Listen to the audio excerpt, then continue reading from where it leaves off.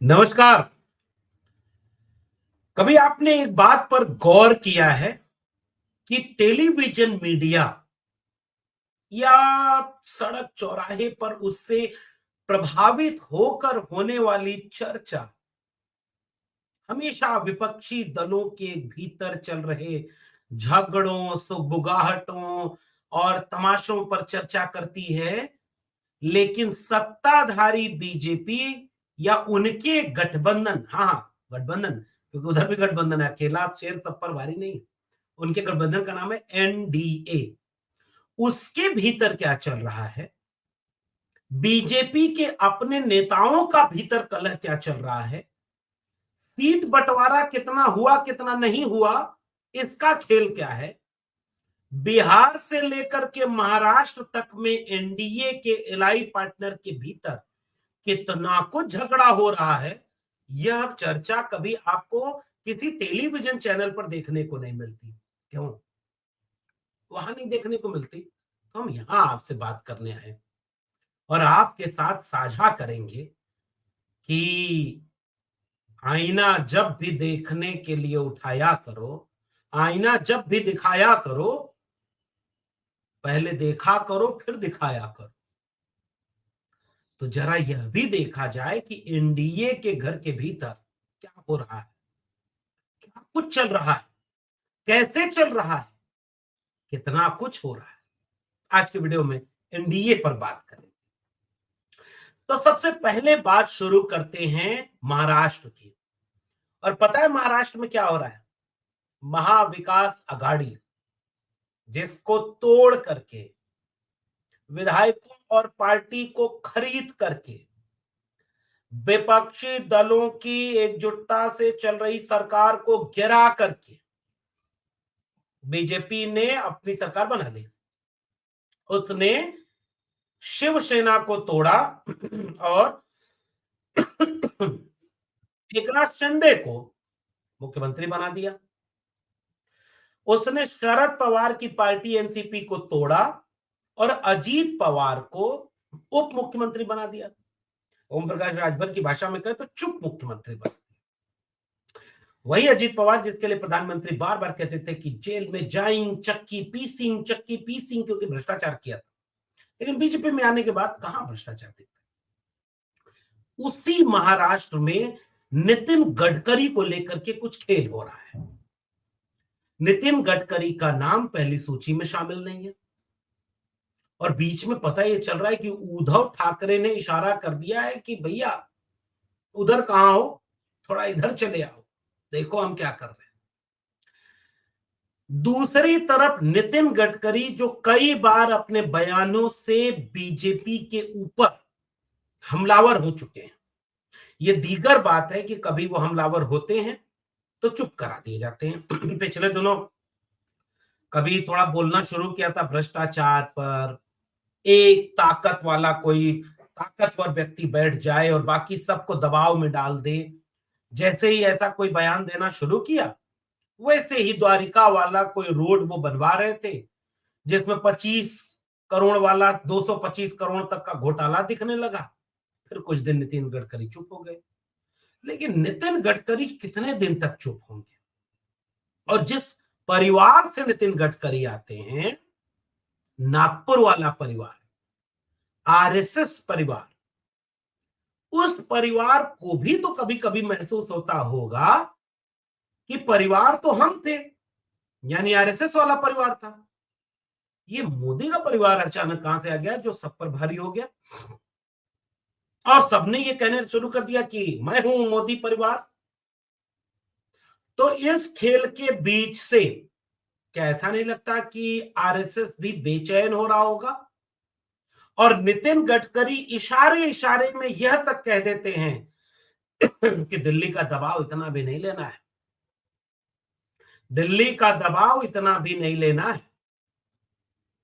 तो नितिन गडकरी वह कह रहे हैं या वह काम करके दिखा देने वाला भी एक मुख्यमंत्री उत्तर प्रदेश में बैठे हुए हैं। उत्तर प्रदेश के मुख्यमंत्री के ऊपर दिल्ली ने कई महीनों पहले एक दबाव बनाया कि भैया दारा सिंह चौहान को, ओम प्रकाश राजभर को तुरंत मंत्री बनाओ। हम जिसे कह रहे हैं उसे डीजीपी बनाओ, उसे सबसे बड़ा मुख्यमंत्री का अधिकारी बनाओ। लखनऊ ने दबाव नहीं लिया, दिल्ली का झला दिया। भीतर भीतर लखनऊ के गलियारों में यह चर्चा थी कि योगी आदित्यनाथ ने यह तय किया था, बनाएंगे तो मुख्यमंत्री लेकिन फाइल नहीं देखने देंगे। और आचार संहिता लगने के चंद रोज पहले उन्होंने इन मंत्रियों को शपथ दिला दी। अब लोग इसी में कंफ्यूज हैं कि दिल्ली वाला जीता या लखनऊ वाला जीता, पता नहीं चल पा रहा। नितिन गडकरी के बयान से ये बात याद आ गई कि झगड़ा तो उनके घर में भी भारी है। संतों देखो घर में झगड़ा भारी। अच्छा, और क्या झगड़ा भारी? बिहार थोड़ा चलिए, आपको बिहार ले चलते हैं। बिहार के एनडीए में क्या चल रहा है? कभी आपको मीडिया ने यह पूछा क्या कि क्या हुआ एनडीए गठबंधन का, जिसके 38 दलों का फोटो नरेंद्र मोदी जी के साथ आया था जब इंडिया गठबंधन अपना पहला फोटो जारी किया था 26 दलों का?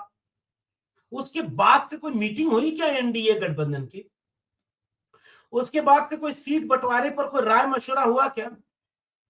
या यही वहां फैसला होता है कि जैसे ही एक साहब हैं, उनके सलाहकार हैं, और कहने को उनकी एक छोटी सी टीम भी है, दिल्ली में पार्टी ऑफिस में बैठती है, एक दिन सारे फैसले लेके अपने ऑब्जर्वर बना रखे हैं, और उन ऑब्जर्वर से हर सीट पर उनको कोई ना कोई कैंडिडेट का नाम आता है, एक दो नाम आता है, और हुजूर जिसको टिक करते जाते हैं उसको टिक करते जाते हैं और वो फाइनल हो जाता है।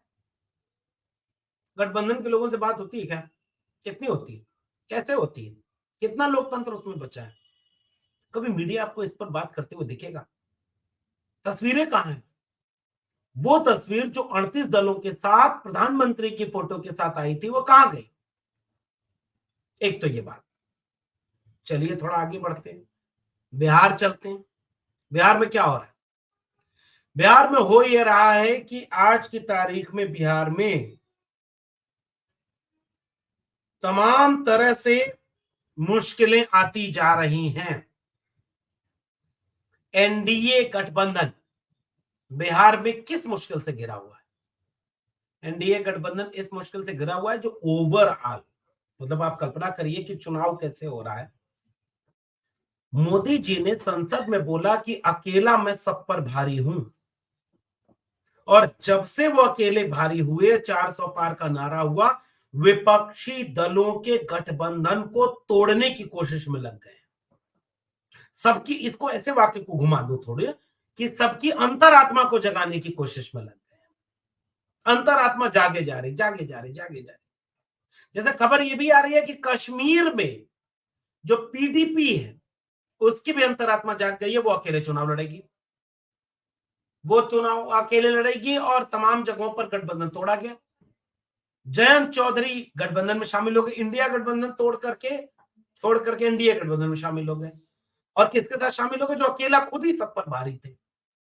जब अकेले भारी थे तो पता नहीं नीतीश कुमार के क्यों उन्होंने ले लिया, जयंत चौधरी को क्यों ले लिया, पीडीपी को क्यों तोड़ रहे हैं, तमाम लोगों को क्यों तोड़ रहे हैं?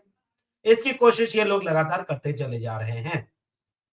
बिहार में उसकी कोशिश हुई, और बिहार की कोशिश के समय जो सबसे महत्वपूर्ण बात है वो ये करने की, मोदी जी ने अपना एक हनुमान 2020 में भेजा था।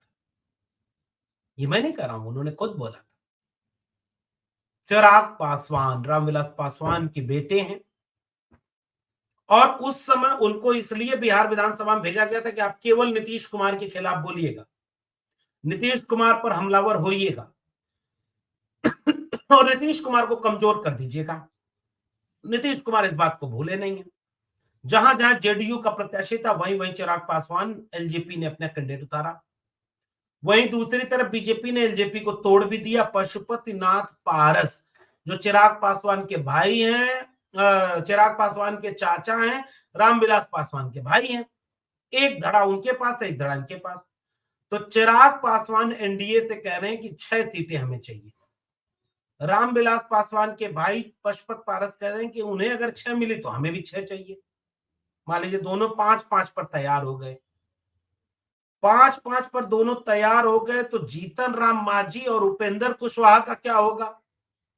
जीतन राम मांझी कम रोटी खाते नहीं हैं, उनको रोटी पर्याप्त चाहिए, नहीं तो नाराज होकर मीडिया में बोल देते हैं, तो रोटी वो भी मांगेंगे। तो 5 रोटी कम से कम, उपेंद्र कुशवाहा 2 रोटी और जीतन राम मांझी 3, तो 5 ये हो गई। 15 रोटी ऐसे बढ़ गई, 15 सीट।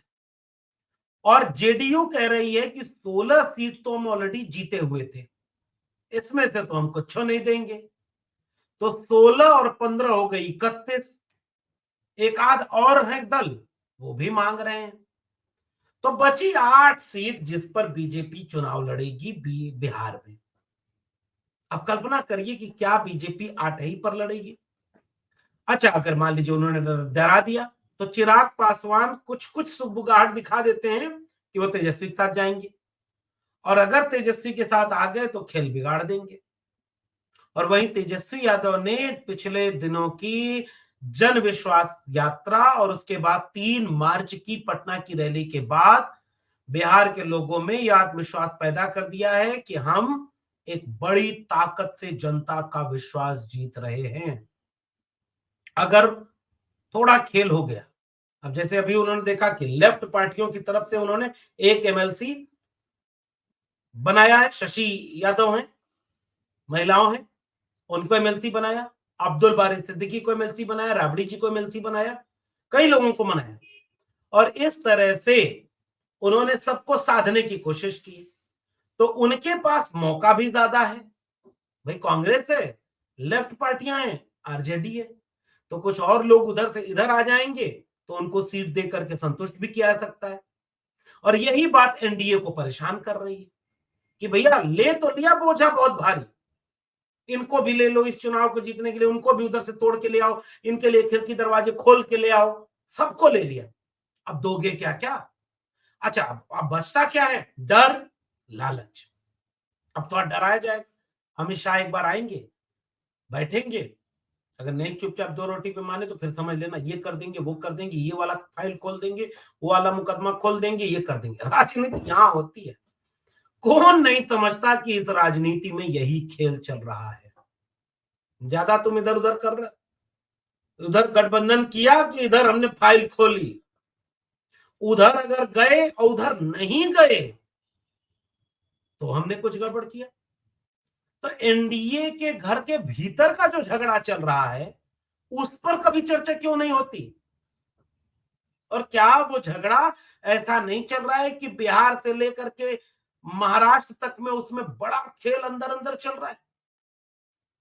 आरएसएस परिवार अपने वजूद के लिए, अपने स्वाभिमान के लिए इतने दिन लड़ता रहा, इतने लोगों को कुर्बान किया।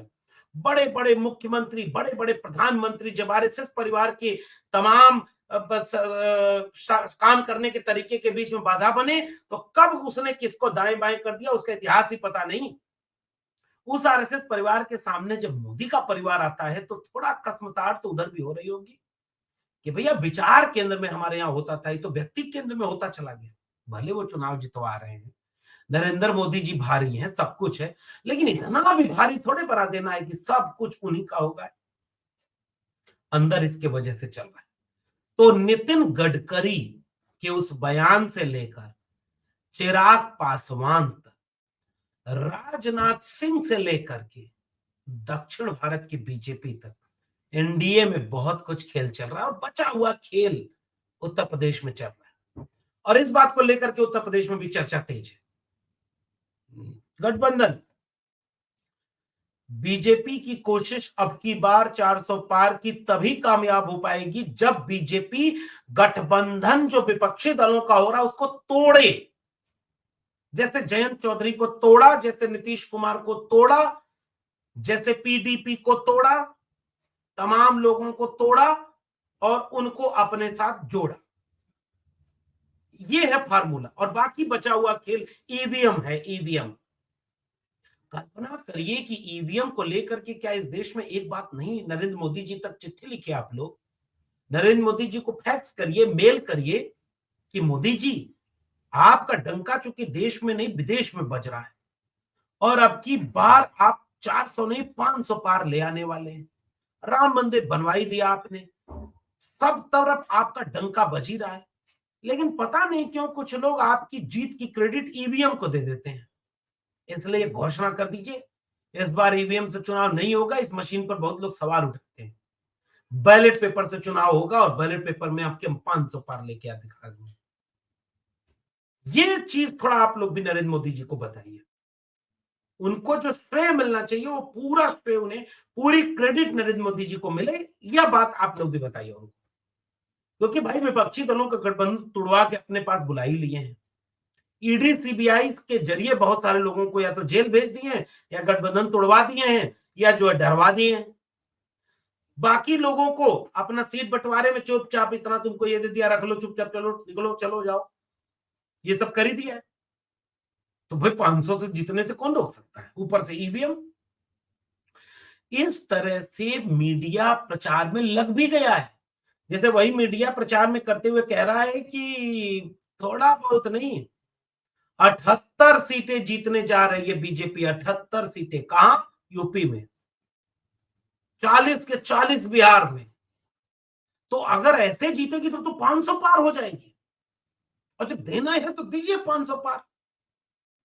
लेकिन पर्दे के पीछे का खेल वही नहीं है जो आपको टेलीविजन चैनल पर व्हाट्सएप ग्रुप में दिखाया जाता है। पर्दे के पीछे के खेल में नितिन गडकरी खड़े हैं, चिराग पासवान खड़े हैं, मायावती जी भी खड़ी हैं। मायावती जी से सोनिया गांधी, प्रियंका गांधी की बातचीत की खबरें अगर आ रही हैं, और अगर यह खेल हो गया, अगर मायावती जी ने यह तय कर लिया कि ईडी सीबीआई ये वो ऐसी की तैसी, संविधान बचाने के लिए इस संविधान मंथन में संविधान रक्षकों के साथ हम खड़े होंगे, भक्षकों के साथ नहीं खड़े होंगे, सारी गुड़ागड़ी धड़ी की धड़ी रह जाएगी। और अगर मायावती जी इस गठबंधन में शामिल होती हैं और बाकी लोग, और बीजेपी इससे परेशान ना हो, बीजेपी कहीं ये ना कहने लगी कि एक्स प्लस सुरक्षा लो, वाई प्लस सुरक्षा लो, जेड प्लस लो, तुम्हें इतना पैसा लो, तुम्हारी ये वाली फाइल दिखा के बंद कर देंगे, गठबंधन मत करना। नीतीश केजरीवाल ने बोला ना कि गठबंधन तोड़ने के लिए कहा जा रहा है, तोड़ दो नहीं तो जेल में डाल देंगे, हेमंत सोरेन को जेल में। ये लोकतंत्र आपको समझ में भी आता है, खुलेआम चल रहा है। और अगर यह खेल बीजेपी खेलना चाह रही है तो बीजेपी को तो अब यह कहना चाहिए, सारे विपक्षी दलों के लोगों, जाओ तुम लोग एक तरफ, एक खेमे में रहो, अकेला नरेंद्र मोदी हमारा नेता आपको हराने के लिए तैयार बैठा है। मजा तो तब आए खेल में। जाओ नितिन गडकरी जाओ। अंदर की बात यह है कि अंदर इतना घमासान मचा हुआ है, बस फर्क ये पड़ता है कि आपको सूचना इसकी नहीं है, और वो लोग अपने अंदर के घमासान को चुप करा देते हैं। कब कैसे चुप कराते हैं आपको भी पता नहीं चलता। चुनाव यहां खेला जा रहा है, इसलिए इन खबरों को अगर आप नहीं जानते और इनको लेकर के आप तक सूचना नहीं पहुंच रही है, तो जरा अपने सूचना के स्रोतों पर फिर से मूल्यांकन कर लीजिए, क्योंकि खेल कहीं और खेला जा रहा है। अगर ये सूचना पता है तो नीचे कमेंट बॉक्स में बताइए कि क्या ऐसा कुछ होने जा रहा है, और अगर ऐसा कुछ होने जा रहा है तो चुनाव किस दिशा में होगा। अपना राय, अपनी टिप्पणी अपना कमेंट बॉक्स में बताइएगा। फिर मिलेंगे किसी और टिप्पणी के साथ, तब तक के लिए बहुत बहुत धन्यवाद।